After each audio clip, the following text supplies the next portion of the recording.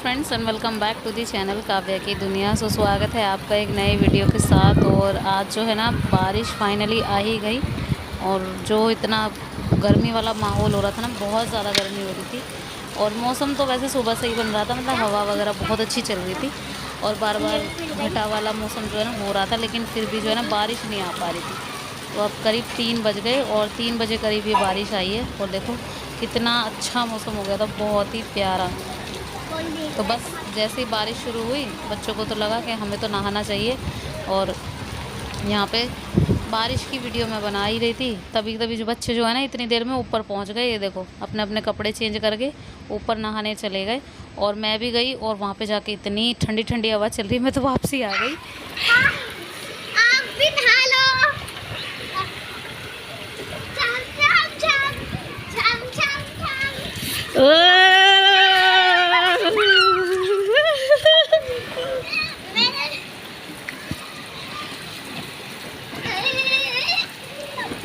मुझे ठंडी लग रही है।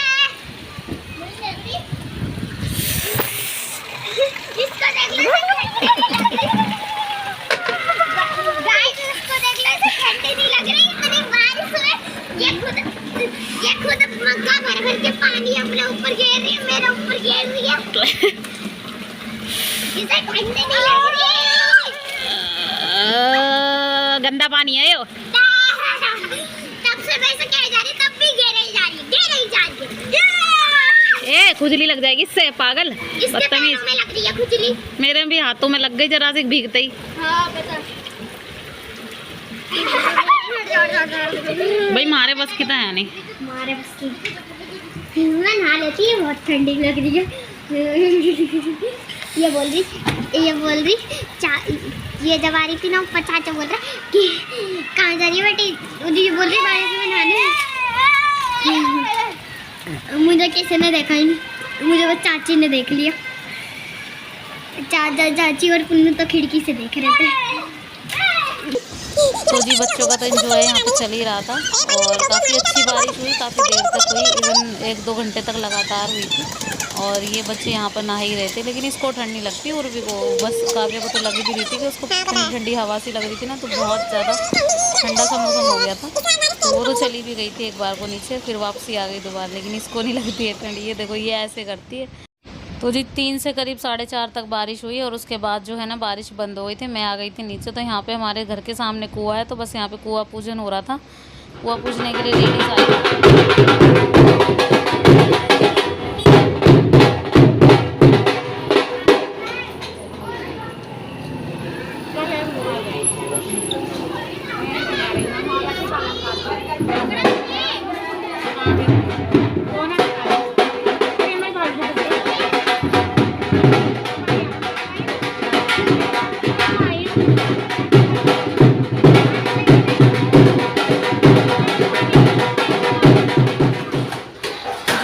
मैं आ गई थी ऊपर यहाँ पे और ये घिया रखा हुआ था। करीब इस घिए को ना काफ़ी दिन हो गए, ये ना बन ही नहीं पा रहा था।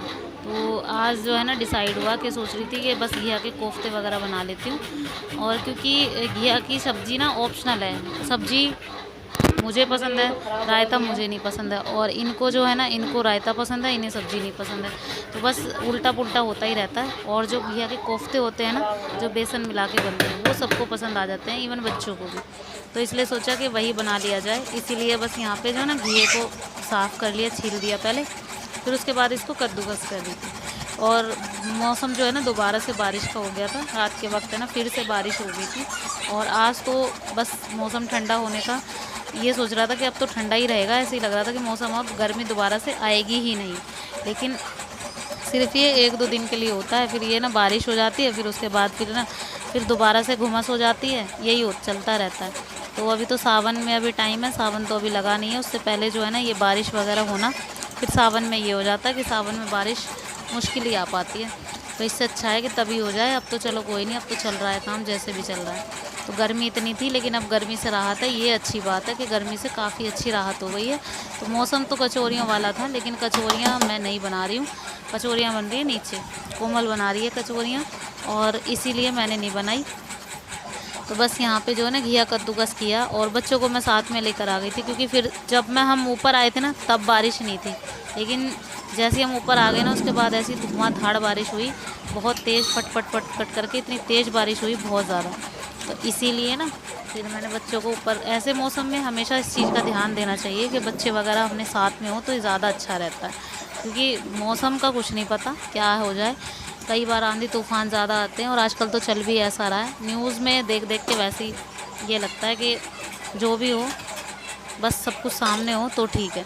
तो यहाँ पे घिया कद्दूकस हो गया। अब इसका जो एक्स्ट्रा पानी है ना वो मैं निकाल दूँगी ऐसे निचोड़ के, क्योंकि फिर वही है, अगर बेसन मिला दूँगी इसमें तो ये फचफचे टाइप हो जाएगा और फिर उससे पकौड़ियाँ नहीं बन पाएंगी। तो यहाँ पे जितना भी घिया था मैंने सारा निकाल दिया और देखो कितना पानी इसमें निकला है। तो घिया की सब्ज़ी जब हम बनाते हैं ना तो उसमें पानी कम ही डालते हैं, वो इसीलिए डालते हैं कम क्योंकि घिया में ऑलरेडी इतना पानी होता है, तो इसीलिए। तो यहाँ पे इसको फेंक दिया है। अब यहाँ पे गैस उतार दी नीचे।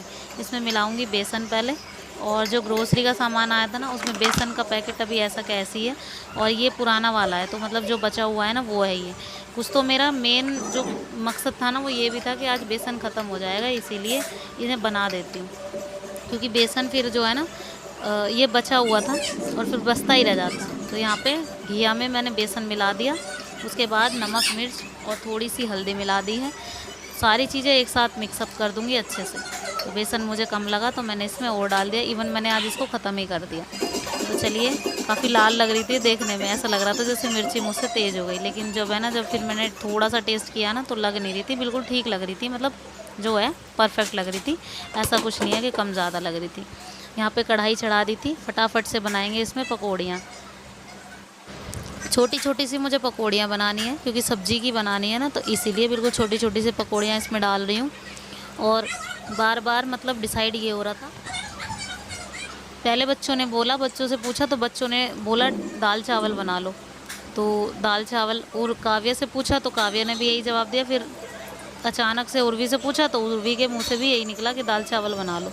तो फिर मेरा मन भी यही हुआ कि मैं दाल चावल बना लेती हूँ, लेकिन फिर ये लगा कि ये घिया जो है ना अब रह गया तो फिर से रह जाएगा ये।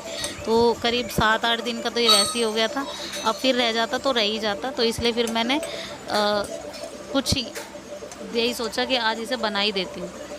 तो कई बार जब हम सोचते हैं ना तो देखो दाल का डब्बा भी ना रखा हुआ है स्लैब पे मैंने निकाल के, क्योंकि अच्छे से एकदम से फाइनल हो गया था कि अब दाल चावल ही बनेंगे, इसलिए मैं थोड़ा सा लेट ही आई थी, ऊपर नीचे बैठी रह गई और बातें चल रही थी, मतलब बातें करती चली गई। लेकिन फिर भी जो है ना फाइनली ये घिया के कोफ्ते बनने थे तो यही बन गए।